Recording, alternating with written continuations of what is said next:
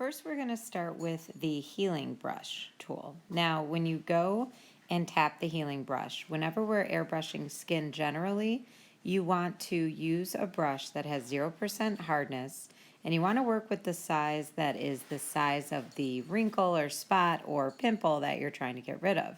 So here we're going to zap this pimple here with the spot healing brush. So if you just tap, those pimples will go away. And what happens is it takes skin next to the area you're trying to get rid of and it covers it up. So think of it just like a little zapper.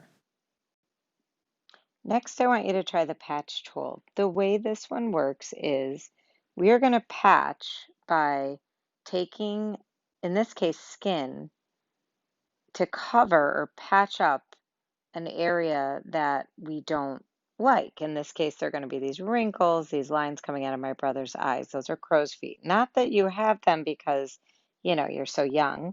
Wear sunglasses, friends, or you'll get them. All right, so this is the way the patch tool works. To define what you want to cover up, what you want to do is tap it, and then you're going to click the patch tool, and you're going to see that red little circle appear. That's the area that's going to be covered. If I drag by an area similar in color and texture, then what's going to happen is it's going to patch it up. So this tool is not perfect. Like it takes me a while to get going with this one. So I have to tap on the line a couple times, hit patch, and you'll see what's being patched. Let me make what I'm going to do this time is I'm going to circle the damaged area, click patch, and then I'm going to drag it nearby to an area similar in color and texture. So this one just takes some getting used to. So just play with this and see how far you can get.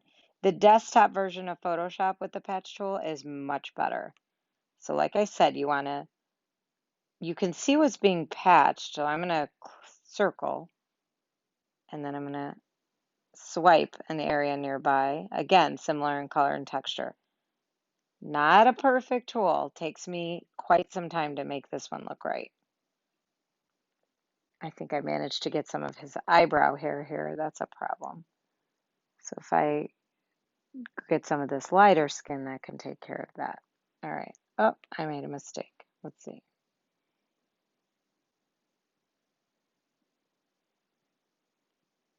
Okay. Let's zoom out. Oh boy, I did a number on his eye here.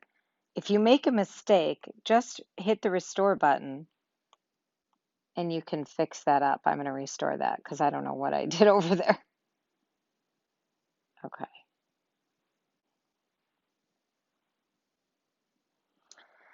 Okay, now I'm going to attempt these wrinkles on his forehead. So again, I'm going to tap,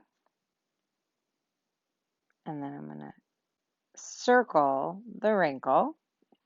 When I click patch, it'll be right around there, that circle. So I'm going to go up to an area nearby, similar in color and texture. Just try this one out, see how you do.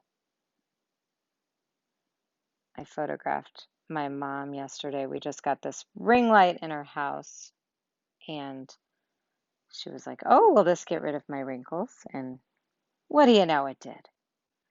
I could edit and patch away. All right, so I have just played with the patch tool to get rid of my brother's lovely wrinkles. But now, you know what it looks like? It looks like he has Botox. The man is 46. I'm 44, so he's 46. Form of the wrinkles. Not all of them. Just a tad, because we want this to look real. And my friends, now my brother looks like he had some nice, simple Botox. And he looks a little younger. We'll go with it.